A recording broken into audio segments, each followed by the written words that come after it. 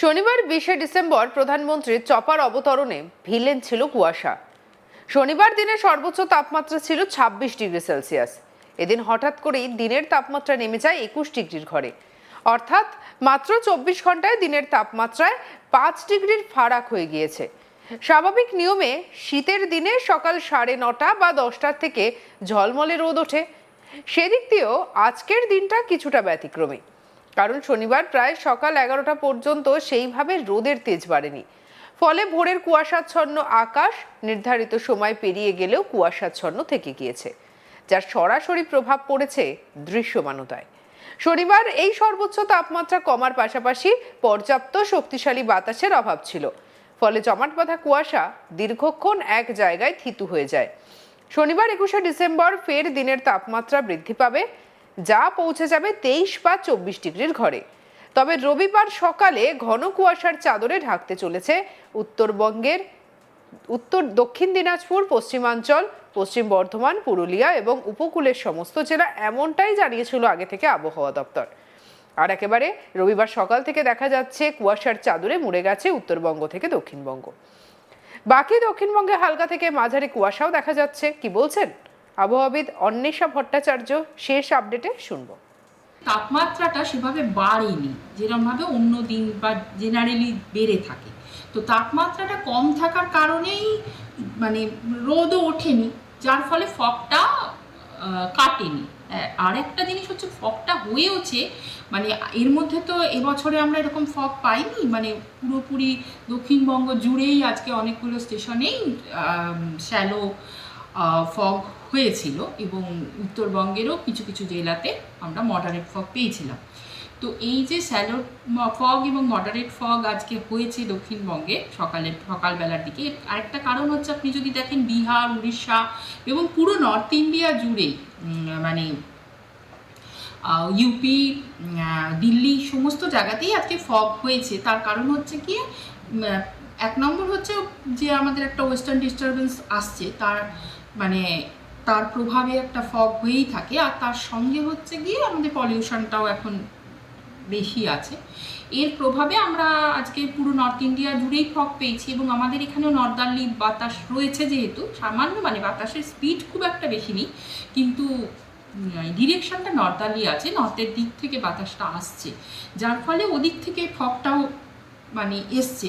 ফলে এখানে ফগ এসেছে এবং টেম্পারেচারটা না বাড়ার কারণে ফগটা কেটে যেতে পারেনি। ফগটা কাটার জন্য প্রধানত রোদ উঠতে হবে, টেম্পারেচারটাকে বাড়তে হবে, তবে তো ফগটা কাটে। যদি টেম্পারেচারটা কমই থাকে তাহলে তো ফগটা কাটতে পারে না। ধরুন এখন ফগটা কেটে যাবে, কারণ হচ্ছে এখন বেশ অনেকক্ষণ হয়ে গেল যে রোদটা উঠে গেছে, তাই জন্য ফগটা কেটে যাচ্ছে আস্তে আস্তে। তো সেই কারণেই মূলত আজকে ফগটা ছিল। আর একটা মানে আজকের পূর্বাভাস সম্পর্কে আর কি, যেটা টেম্পারেচারটা আজকে মোটামুটি মানে দিনের তাপমাত্রাটা আমরা আশা করছি কলকাতাতে 21 ডিগ্রি সেলসিয়াসের কাছাকাছি থাকবে, যেটা কালকের তুলনায় বেশ অনেকটা কম। তবে রবিবার সকাল 9টা নাগাদ রোদের তেজ বৃদ্ধি পাবে, ফলে শনিবারের মতো পরিস্থিতির পুনরাবৃত্তি রবিবার হওয়ার সম্ভাবনা কম। দিনের তাপমাত্রা কমলেও রাতের পারদ নিচে না নামলে শীতের আমেজ ফিরবে না। সেই আমেজ অন্তত আগামী 72 ঘন্টায় ফিরছে না। বড়দিনের আগে ফের রাতের পারদ নামতে শুরু করবে। জেলায় জেলায় 2 থেকে 3 ডিগ্রি রাতের তাপমাত্রার পারদ, ইতিমধ্যেই পারদ পতন সেটা আমরা দেখছি। এবং যেটা দেখা যাচ্ছে যে বড়দিনের প্রাক্কালে বেশ 3 ডিগ্রি পারদ পতনের পূর্বাভাস রয়েছে। আর কি বলছেন আবহাওয়াবিদ, শুনবো। আপাতত আমরা যা পূর্বাভাস দিয়েছি তাতে কালকেও আমরা কিছু কিছু জেলাতে ডেন্স ফগ এবং মোটামুটি দক্ষিণবঙ্গ, উত্তরবঙ্গের সবকটি জেলাতেই হালকা থেকে মাঝারি ফগের পূর্বাভাস দিয়েছি এবং পরশু দিনও উত্তরবঙ্গের কয়েকটি জেলাতে হালকা থেকে মাঝারি ফগের পূর্বাভাস রয়েছে। এর সঙ্গে ডেন্স ফগের পূর্বাভাস রয়েছে নর্থ বেঙ্গলের ক্ষেত্রে উত্তর দিনাজপুর জেলায় এবং সাউথ বেঙ্গলের ক্ষেত্রে রয়েছে ওয়েস্ট মিদনাপুর, পুরুলিয়া, বীরভূম জেলাতে ডেন্স ফগের পূর্বাভাস রয়েছে। ওয়েস্ট বর্ধমান, পুরুলিয়া, বীরভূম জেলাতে ডেন্স ফগের পূর্বাভাস রয়েছে আগামীকাল। আর তার সঙ্গে নর্থ দিনাজপুর জেলাতে রয়েছে উত্তরবঙ্গের ক্ষেত্রে। ম্যাম, টেম্পারেচারের ডাউনফল কি আমরা আগামী 72 ঘন্টা বা তার পরবর্তী সময় দেখতে চলেছি আগামী 5 দিনের মধ্যে? আজকে যেমন সর্বোচ্চ তাপমাত্রাটা মানে একটা অস্বাভাবিক রকমভাবে অন্য দিনের তুলনায় একটু ফল করেছে, মানে অস্বাভাবিক বলবো না, মানে কালকের তুলনায় আজকে বেশ অনেকটা নিচে রয়েছে। কালকে 26 ডিগ্রি সেলসিয়াসের কাছাকাছি ছিল, সেই জায়গায় আজকে 21 ডিগ্রি সেলসিয়াসের কাছাকাছি এসে গেছে। কিন্তু আপনি যদি সর্বনিম্ন তাপমাত্রাটা দেখেন, সেটা আজকে সকালেও কিন্তু 16.2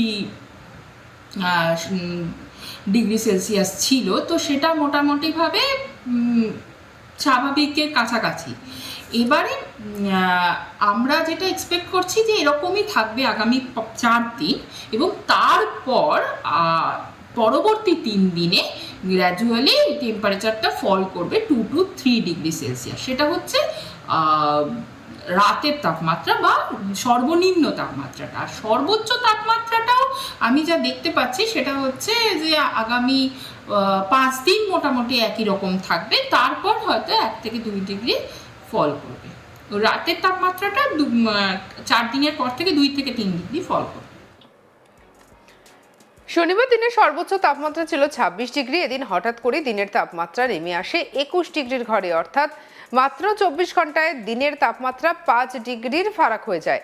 স্বাভাবিক নিয়মে শীতের দিনে সকাল 9:30 বা 10টা থেকে ঝলমলে রোদ দেখা যায়।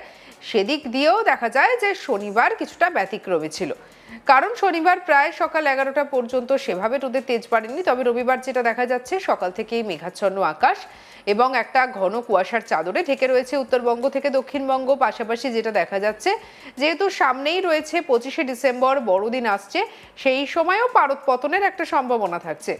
23 থেকে 24 ডিগ্রির ঘরে পৌঁছে যাবে তাপমাত্রা। তবে রবিবার সকালে যেটা দেখা যাচ্ছে, ঘন কুয়াশার চাদরে ঢেকেছে উত্তরবঙ্গ থেকে দক্ষিণবঙ্গ, পশ্চিম বর্ধমান, পুরুলিয়া উপকূলের সব জেলা। কি বলছেন আবহাওয়াবিদ শুনবো। মাত্রাটা সেভাবে বাড়েনি যেরকমভাবে অন্য দিন বা জেনারেলি বেড়ে থাকে। তো তাপমাত্রাটা কম থাকার কারণেই মানে রোদও ওঠেনি, যার ফলে ফগটা কাটেনি।